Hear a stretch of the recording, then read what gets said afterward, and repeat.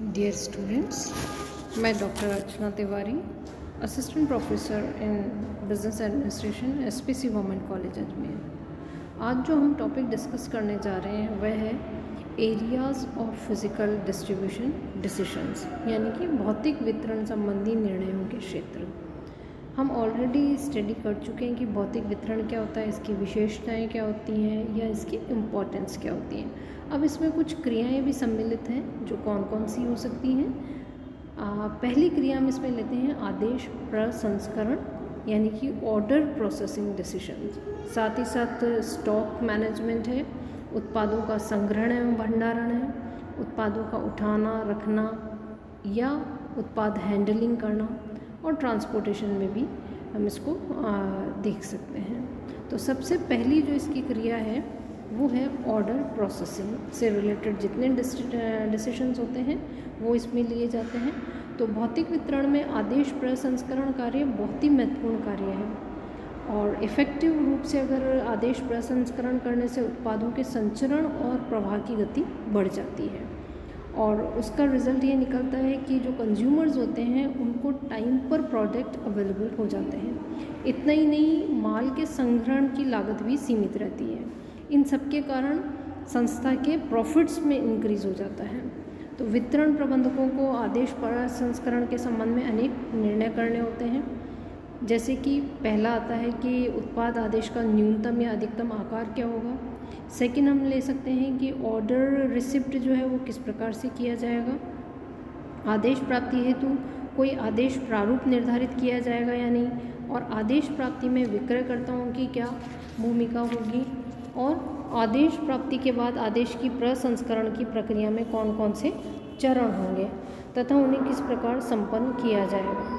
तो एक medium size की अगर कोई संस्था है तो उसमें आदेशों के प्रसंस्करण में निम्नलिखित कदम उठाए जा सकते हैं ऑर्डर प्रोसेसिंग के लिए। तो पहला होता है कि ऑर्डर का रजिस्ट्रेशन करवाना। तो क्रयादेश प्राप्त होने के बाद सर्वप्रथम आदेश पंजीयन किया जाता है। इसे तो उस आदेश की प्रविष्टि आदेश प्राप्ति पुस्तिका में कर दी जाती है, और उसके बाद में उस आदेश पर आदेश प्राप्ति संख्या लिख दी जाती है। इसी में सेकंड आता है आदेश पत्र की प्रतियां करवाना या कॉपीज़ करवाना। रजिस्ट्रेशन के बाद में आदेश पत्र की 2-3 प्रतियां करवा ली जाती है। ऐसा इसलिए कि आदेश भंडारण विभाग, साख विभाग आदि को आवश्यक कार्यवाही हेतु भेजना पड़ता है, और इन सभी विभागों में मूल आदेश को ही भेजा जाएगा। तो आदेश पूर्ति में बहुत समय लग जाएगा, लेकिन आदेश पत्र की एक एक प्रति इन सभी डिपार्टमेंट्स में भेजकर आदेश पूर्ति की प्रक्रिया को शीघ्र संपन्न किया जा सकता है। इसी में आता है साख जांच एवं उधार की स्वीकृति, थर्ड पॉइंट है।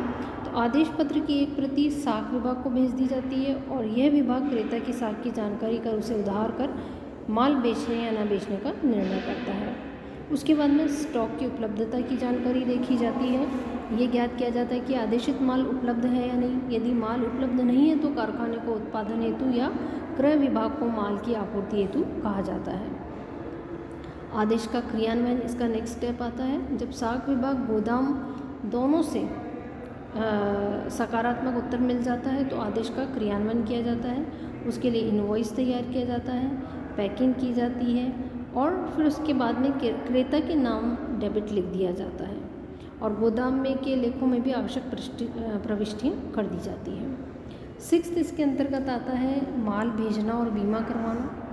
सेवेंथ पॉइंट हम ले सकते हैं क्रेता को उसके बाद में सूचना दी जाती है कि क्रेता को भी माल भेजने की जानकारी दी जाती है।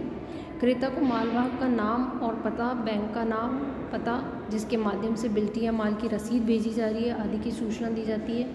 यदि माल की सुपुर्दगी सीधे ही क्रेता को दी जाती है तो इस सूचना के साथ ही माल का बिल, इसकी बिल्टी, बीमा के स्रोत आदि सभी क्रेता को भेज दिए जाते हैं। और लास्ट पॉइंट इसमें आता है माल की सुपुर्दगी की व्यवस्था करना, यानी कि मालवाहक को माल की सुपुर्दगी देने से क्रेता को सुपुर्दगी हुई नहीं मानी जाती है। इसका कारण यह है कि जब माल साख पर भेजा जाता है तो विक्रेता प्रायः माल की बिल्टी या रसीद अपने नाम से बनवाता है। विक्रेता उस बिल्टी या रसीद को किसी बैंक के पास भिजवाता है तथा क्रेता को सूचित करता है कि वह उस बैंक को माल की राशि का भुगतान कर बिल्टी या रसीद प्राप्त कर ले। क्रेता बैंक से बिल्टी प्राप्त करता है और उस बिल्टी का रसीद को मालवाहक को सौंपकर माल प्राप्ति की सुपुर्दगी प्राप्त कर लेता है। तो इस तरह से ये उल्लेखनीय है कि उपयुक्त वर्णित प्रक्रिया अत्यधिक औपचारिक प्रक्रिया है तथा इसमें समय अधिक लगता है। ऐसी प्रक्रिया वर्तमान तीव्र संचार साधनों एवं इलेक्ट्रॉनिक्स डेटा प्रोसेसिंग के युग में व्यवहार में नहीं अपनाई जाती है।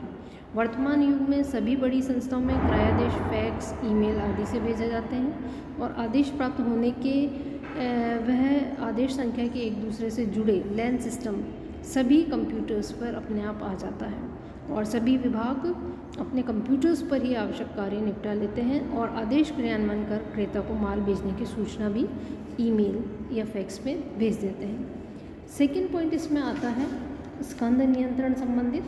स्कंद नियंत्रण यानी कि इन्वेंट्री कंट्रोल डिसीजंस भी इसमें हो सकते हैं, जो कि हम नेक्स्ट लेक्चर में कंटिन्यू करेंगे।